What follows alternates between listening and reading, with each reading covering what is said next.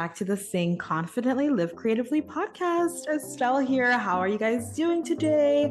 I hope you're doing well. I'm so excited for you guys to hear my conversation today. It's an interview with Ariel Kurtz, who is a New York City based actress, singer, and writer. She's performed at Don't Tell Mama, the Green Room 42, and the Broadway Comedy Club. And she's really passionate about authentic Jewish and disability representation in the theater world, especially. And let me tell you, this conversation is something that's going to keep you inspired and keep you going on your journey as a performer. I'm sorry if you hear a little jingling in the background. That's my bracelet. Just ignore that. Let's focus on this interview with Ariel because she is going to help you kind of see like a little behind the scenes, pull the curtain back of what it's like to be actively working and actively pursuing your dreams as a performer. And I just love to share these stories with y'all as you're on your own journeys to see that you're not alone, first of all, to see that it is possible for you to pursue the things that you love to do and find a way to do that in a city you love, like in New York City or wherever you are based. And so I hope that you feel inspired by this conversation, especially if you are a neurodivergent individual, neurodivergent actor, performer, to feel super inspired by Ariel's story and just how she encourages and really just inspires all of us to continue on this journey as artists. You can say hi to her online at Ariel Kurtz 13 on Instagram, and you can visit her website, arielkurtz.com, for more info. And all of that is in the show notes below. So make sure that you connect with her afterwards. Whenever you get the chance to, always connect with other actors who inspire you and let them know that they're inspiring you, because it really helps all of us. It keeps us all going. All right, I hope you enjoy this conversation. And without further ado, my conversation with Ariel Kurtz. All right, everyone, I'm here with Ariel Kurtz. Hi, Ariel. How are you doing today? Hi, Estelle. I'm good. How are you? I'm doing great. I have my coffee in hand. I added like a little cocoa powder it's called Ooh. Milo. It's very popular in Nigeria. I'm Nigerian, and so I added some of that to my coffee, so it's like kind of mocha vibes. But I love that. I love yeah, coffee. I was gonna ask, are you a coffee person? Oh my God, I'm a huge coffee person. I know some people, like for Mm-hmm. like half and half in milk purposes, like Mm-hmm. struggle with dairy when singing. I'm Yeah, weird and it doesn't affect me at all, but I need at that's least like one amazing. cup of coffee. It's the first thing I do when I get up in the morning is I go and I make my coffee. Yes, I love that dairy doesn't affect you as a singer. That's amazing. It does not. That's so good. Well, speaking of singing, let's get into your journey and how. So, I want to start with the question of who are you as a creative and as a performing artist, and how did you get to be where you are in this space? Ooh, I love that question. The first part of that question is I would say I'm an actress and singer, and I also write a little bit as well. I have always been a very sensitive person, and I always found like singing was a good like outlet for me. And when I was very young, I'm a millennial, and so I was very Barney obsessed, like so many of us were. And I just was always sort of drawn to things that had singing in it, but I didn't really ever know that I like could actually sing. And I started to play the violin the summer before third grade, and then when I was in third grade I joined choir, so I just always like was sort of singing but wasn't like actually like taking voice lessons or anything like that. And then when I was 11, the summer before sixth grade, people had always told me that I should try acting because, as you can see in my face, I'm a very expressive person, and they thought that like my like enthusiasm and expressive faceness would like translate well to acting. And so I tried it, and I just really enjoyed it, and I really enjoyed like the teamwork aspect of it, and it sort of just was natural for me, sort of.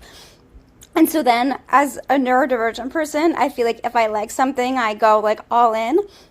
So I asked my mom if I could start taking some like acting classes outside of school, and I did that. And then it just sort of snowballed from there.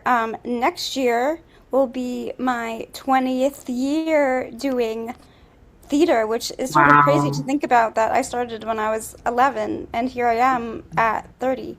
And I am grateful, and I feel like I have learned a lot from doing theater. And I also have done some like short films and like TV. Like I was on a web series a couple of years ago, and so I would also like to explore that path, and voiceover and commercial as well, but I haven't done that for real yet. That's amazing. Wow. What a journey. I love the starting so young, that which is so often the case. And with a lot of people, they start young and then they kind of like go away from it. And that's kind of where I try to fill in the gap a lot of the times with my studio and with this podcast is like reaching out to people who are trying to come back to the arts, because for me, I also grew up doing the arts and kind of went on a different path in in college. I took voice lessons for the first time, and like I had a voice minor for a few years, but I was really not doing that academically. And then after college, like I was supposed to, like I was on the medical path and I was working in healthcare and I went to med school. And then like I had this dramatic like switch up where I decided to instead go to music school. And so that whole journey of like coming back to the arts in your adult life is kind of where I am, even though I was still doing it all the while. Like it's always there, but it wasn't like honed in and I wasn't focused on it. So I really admire that you were focused and honed in from a young age and you did not get off the train. That is really powerful. I think a lot of people struggle with that feeling of like, I've gotten off the train and now I have to come back, which it's totally valid and you still can come back, absolutely. But it's really cool that you were able to really stick with it during this time of like doing theater and like being in the arts throughout the last, 20 years now. That's amazing.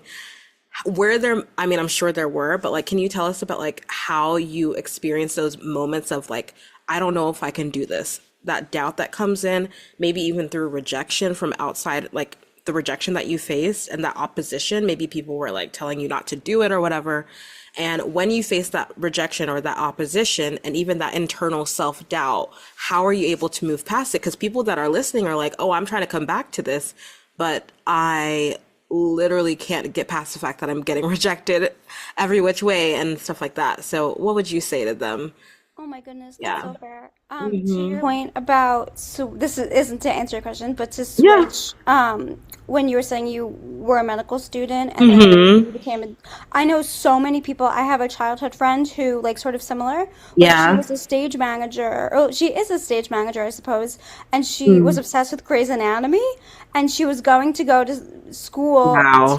like to become a doctor, and then she like was taking like pre-med classes, and Hmm. then she was like, no, I miss theater, and then transferred and did stage management, and then she went to Yeah. law school and like is a lawyer, and she wants to work in like accessibility within the arts, Wow. like in the lawyer sphere. And so you're That's not the first amazing. person I know that like went away from it and came back. Yeah. um there's so many people like that. I Thank have you. really gotten better about who to take feedback from and who Hmm. to not take back feedback from. Like if somebody leaves me a mean comment on the internet that I don't know, Mm. am I going to be a little sad? Sure. But also, does that person have actual power in this world to Yeah. help me gather my career and take it farther?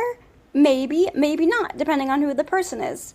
Um, yes, that has really been like a big thing for Mm. me, I think, is like really listening to like who I give feedback from. I have always had a very strong sense of self, and I have always been very self-aware. I also sort of think that like I look fairly relatively youthful, Yes. young-ish. You definitely Um, have a young look, which is yeah, such a good thing in our yeah, industry. yes, like Unfortunately, that's like, yeah, it's helpful in some ways and not helpful in other ways. But oh, yeah. Um, like let's say like I'm going out for like an early 20s role. Like I know that I'm not necessarily like the most oldest looking person there, but I always have to like I believe that I always have to at least give myself a chance. And if they think I look too young for, I don't know, their production of Mamma Mia to play Sophie, then like I'm not their Sophie, and like yeah. that's okay. Um, I would say I had a really hard college audition process Mm. that I remember. I was auditioning for both acting programs and musical theater programs. And this was at this point like 12-ish years ago. Um, And I have always sort of considered myself like an actress that sings because acting was always like my basis because I didn't really start as a singer. Mm. And for a long time, I never really felt like a singer. Like I knew that I can sing and enjoyed, like, I wanted to be a singer, but I never really like, not that I didn't hone in on my singing skills, it wasn't the thing that I led with. Like I felt like some people like were singers that could act, and I was sort of like the opposite. Yeah. And I remember feeling really sad. Um, and one thing that's nice about like regular auditions in real life is that like I feel like if I don't get something, like let's say like I do a self-tape and I didn't get a call back, I feel like at least I know that somebody saw my work and like I got a chance to do things in front of people. But one thing I think is really hard about college stuff is if like you don't get into the school, like that's kind of like it for you. Um, and I had gotten into a couple, like one or two schools, I think, and I was part of a BFA program the very first semester they ever had it, and it was like not working for me, and I decided to leave, and I'm grateful that I decided to leave because it like wasn't working for me and my gut was really Mm. telling me that I should leave. But that was really hard, I think, because I had done so much work to get to that point to go to school, and I didn't necessarily think that it was going to play out the way it did. um and so that was hard to sort of have to like build my own curriculum, um, in that Interesting. way when Yeah. I transferred schools. Yeah. Wow. So you like even just from like college age, like you were already or like pre-college and then into college, like dealing with the struggle of like, oh, are these people gonna accept me?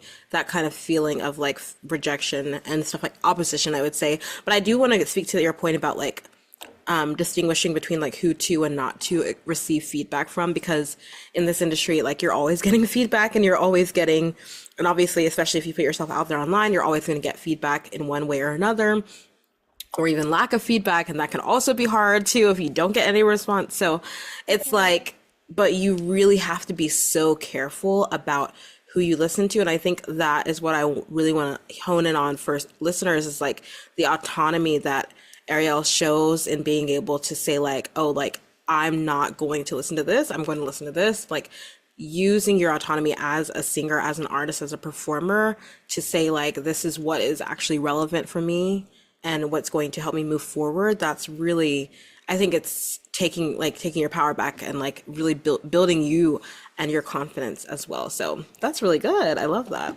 yeah it's a really good point so for you now like as you've like moved kind of through your 20s and now you're in your 30s I'm in my late 20s now so I'm like getting to the 30s and I'm like I Yeah. want to glean all the knowledge and wisdom so like for you how have you seen your confidence as an artist kind of change from like when you were in college say like going through that whole process and then like post college and then like now when you step into an audition or when you're putting yourself out there online or when Yeah. you are doing anything that you're doing in the art space how have you seen your confidence change.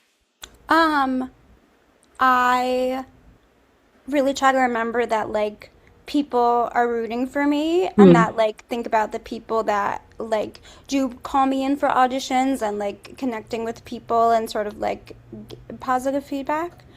I also started something, I don't know whether it was last year or 2 years ago, but I really try to practice singing for at least 5 minutes every day. And that Yes. has been so helpful So because if you good. could scroll on Instagram like 7,000 times a day, like you could do a 5 minute YouTube vocal warm up. Thank you. Say it Like, louder for the people in the back. yeah, I've been saying you, this on this podcast for years. yeah. And like sometimes Yeah. like that's the only time I have that day if I'm Hmm. running around. But one thing about me is I will not sing without warming up. Like Yeah. never. Like just Period. like never. No, absolutely not.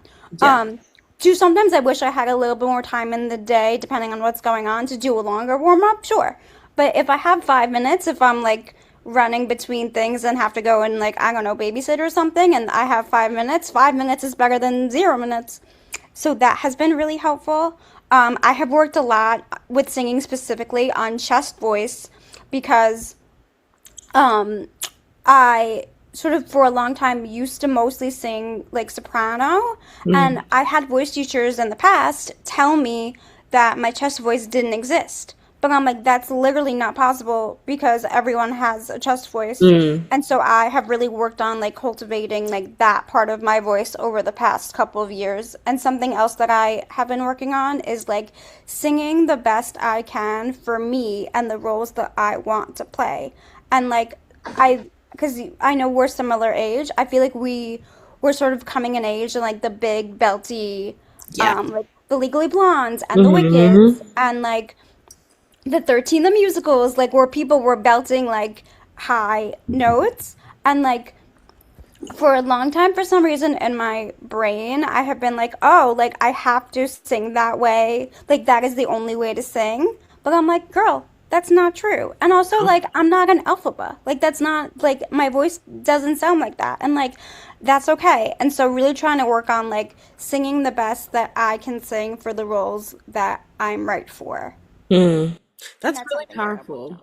That's really beautiful. Thank you. That really helped me actually. I really was like kind of being not mean, but a little bit critical of my voice yesterday because I was working on a song and I was just like, it was not working the way that I wanted to. So that really encouraged me, just like sing the way that, like, singing the songs that are in the way that your voice that work for your voice for the roles that you want.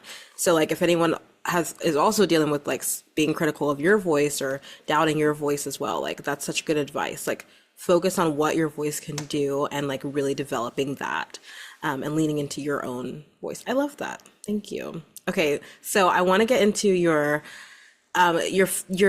passion that you have, for talking about neurodivergence in the theater industry, because I know that you talk about that online, which is really great, and I want everyone to like go connect with you and stuff like that. We'll do all that at the end, but can you talk about like why like speaking out about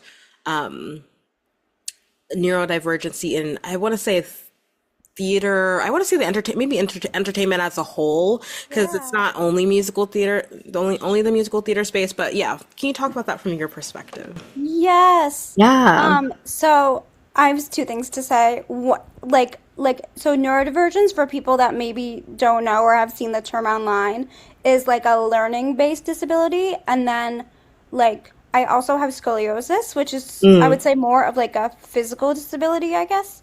And so I think about those things sort of like in tandem all the time. Mm. Um, I have always been talking about neurodiversity, and I'm excited that more people are like, I have ADHD and I have ADD and all these other things. So that is exciting to me. So I have something, and it's called an auditory processing disorder. Mm. And so my brain takes in information more slowly than a neurotypical person. And sometimes I struggle with pitch because of auditory processing. And so I really enjoy working with pianists like in real life. Like I feel like I really struggle like singing to tracks, which is why if I have a self-tape that is something that I know I'm gonna use. Like for example, like a lot of theaters are doing Hairspray this season, and like I would love to play Penny. And if I know that I'm going to use that tape a lot, I want it to be good. And so I would rent a room and work on the music with a piano player to make sure that it sounds good, and if there's any like weird my pitch accuracy has gotten a lot stronger since I've gotten older. But that is not something that came super like naturally to me, I guess.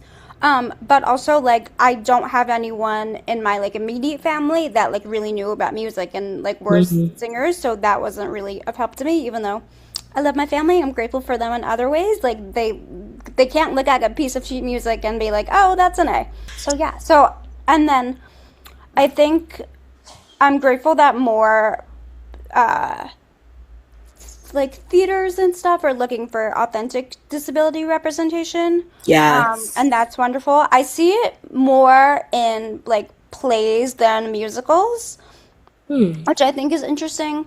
And I would like to see more of it in the musical space. I mean, I want to see it everywhere, but specifically in the musical space. I didn't see Haga Dance in Ohio, but I know that all those people that were in Haga Dance in Ohio were autistic and like actually autistic, and I think like that's the way it should be. And we live in such an online world that I think it's impossible for people to say like, oh, like we couldn't find somebody thing. Like the internet is there for a reason, and if people use that as an excuse, like that's just not a valid excuse. Anyway, it's just Yeah, that's a really good point. I love that you shared kind of like your experience. I didn't know that you had the auditory processing disorder, and I hadn't thought about that. Like, of course, like that will affect your ability to hear and then phonate on, your pitch. That could affect your phonation. But I love that you didn't let that stop you. Like that is incredible. That it's not like yeah, you see it as like, okay, that's something that I just have to work through. And you didn't see it as a barrier that you absolutely can't get past. And I think sometimes we as singers, we're like, oh, well, this is, this is happening or this is happening. And maybe it is a part of your neurodiversity, but to see it as like an opportunity to, develop and to grow and not a limitation. Like your brain, your mind is not a limitation. It's a beautiful thing, and like you have shown that so in such a cool way. So anyway, I just want to say that's amazing. But then, okay, to talk about like neurodiversity, like representation in theater, what are your thoughts on like the local theater, like how the local theater can be, or do you do more like local theater, regional theater, or I would say I have done a lot of like new play reading. I would sort of say like I'm sort of mostly have done like new work, and then I also like would like to do regional theater also. In tangent. That's why I'm going like this. I was just explaining this to somebody last week that I feel like I would like to continue to do like more like readings of plays and eventually musicals. And then like sort of in tandem like do regional theater. And also I enjoy a lot of like the off-Broadway stuff and would also like love to be on Broadway one day yeah. when when the time is right and if it's a show that I'm right for. I'm not gonna count myself out for that stuff. But yeah. So sort of I mostly audition for regional theater and like maybe off Broadway, I would say. Um, yeah, I forgot your question. What was No, no, I was just asking about like for local theater, have you seen like any yeah. growth in like that acceptance of neurodiversity in local theater? Because and then I kind of segued or went off track because I was like, do you audition for local theater? And then, okay, you do. So now Yeah. you would know. Um, Yeah. Have you seen things getting better or changing at all? um, I have. I feel like sometimes like in audition breakdowns, I'll see like character is neurodivergent, like looking for Hmm. neurodivergent actors, so that's positive. Um, but it's interesting to me because I feel like in general, a lot of people who do theater are neurodiverse, like in general. And I think like that's a really big reason neurodiverse people, I think it's a really big reason why I think like neurodiverse people like love theater because like it moves quickly and like there's a lot going on and like all that type of stuff. Um, I I'm hopeful that we are becoming more accepting about disability as as a society. Hmm. Um, and now there's a lot of like nonprofits that work with people that are disabled that do theater.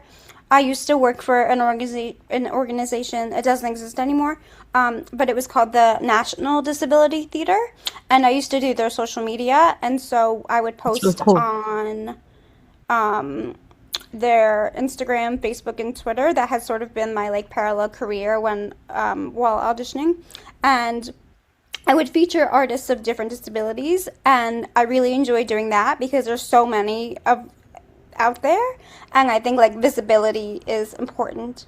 Of course, for everyone, but especially like people that like especially for disabled artists. Yeah, I love that. Well, speaking of parallel careers, before we wrap up, I actually wanted to ask you, because you have built this, like you talk about your auditioning and being a neurodiverse actor and all that on Instagram, on social media, on TikTok and stuff like that.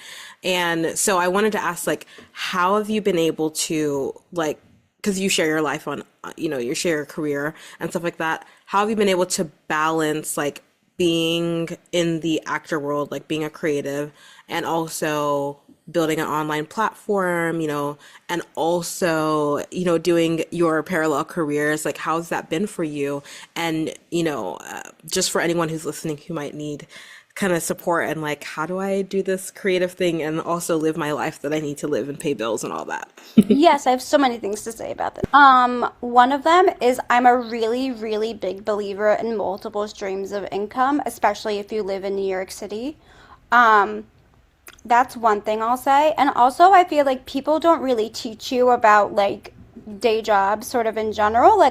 I remember growing up, I always people used to always ask me like, "What's your backup plan?" And I was like, I don't know. I know that I'll need to get a job. What that job will be when I was 17, 18 years old, I was like, I don't know. I'll like work with kids. I'll work at a front desk. I always was aware that I would have to get a job outside of acting.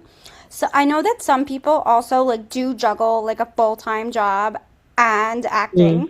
That sounds like too much for me. So instead, I freelance and I babysit as well. And I know some people like pet sit, and there's like so many options. I also recognize that this job market right now is really hard, and everything right now is so expensive and crazy.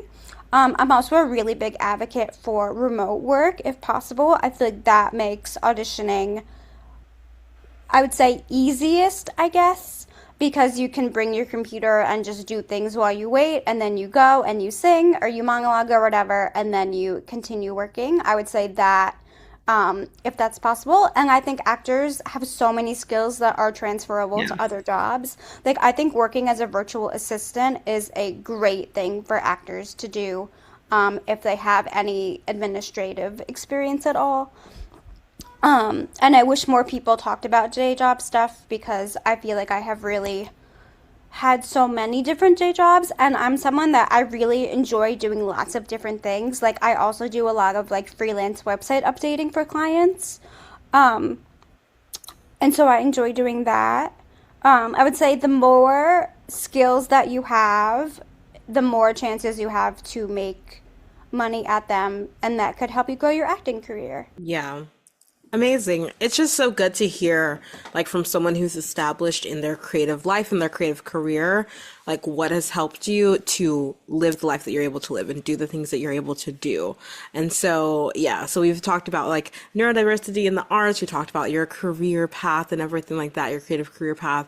And we talked about a little bit about like building confidence and the way what has helped you be more confident, overcome rejection and all of that stuff in the art space. So I feel so excited because I feel like people have hopefully gotten a lot of little nuggets. I know that I've gained a lot just from talking with you, but I do want to wrap up and make sure that we have enough time for people to hear how they can connect with you online and learn more about what you're doing.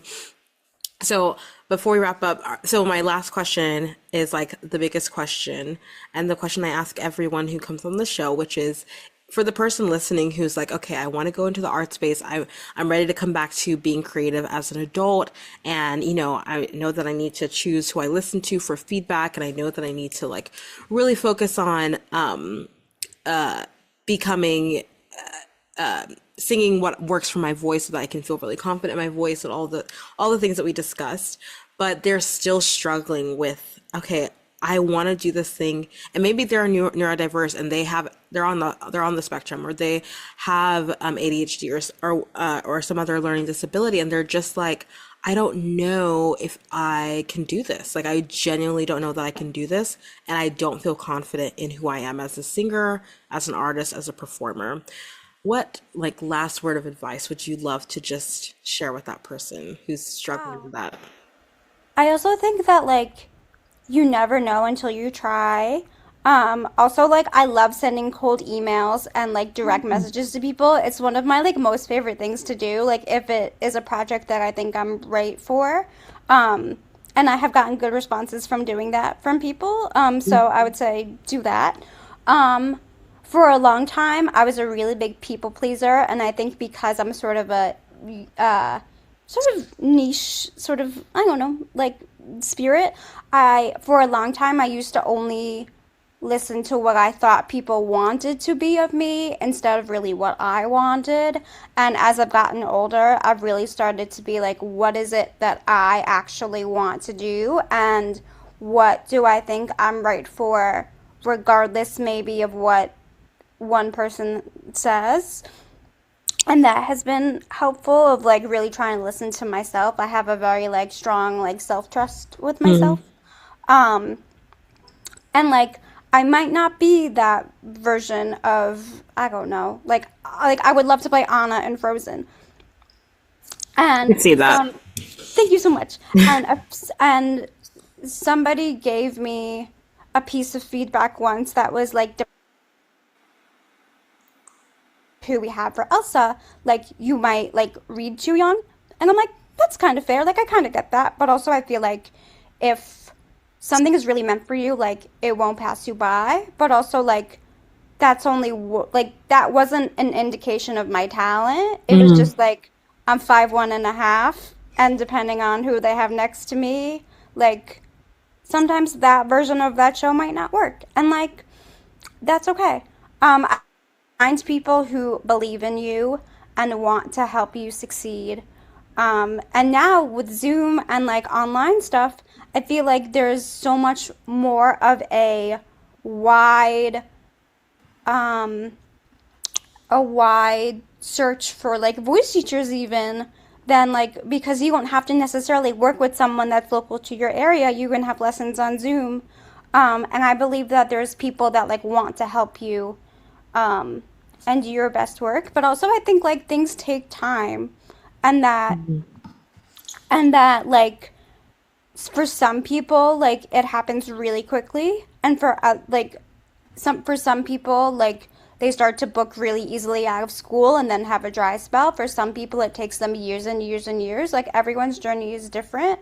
Um, and so I would just say, like, every chance that you have to, like, show up and put your out there forward, if you can, I would say go because what's that thing that people always say, like, it only takes one? Yeah. And, like, I'm a believer of that too. And also, if you think you're right for something, like, ask for that appointment, ask for that, ask to do a self tape, like, because and also like they need us, like people need actors to do their show, like you are solving their problem. Mm. Yeah, that's what I have to say. Believe in So yourself. good. So good. And speaking of like putting yourself out there and it only takes one. You've put yourself out there a ton online. Can you share with everyone where they can connect with you online and how they can support you? Yes. My Instagram is Ariel Kurtz, Ariel, like the mermaid. My last name is Kurtz, Kurtz 13.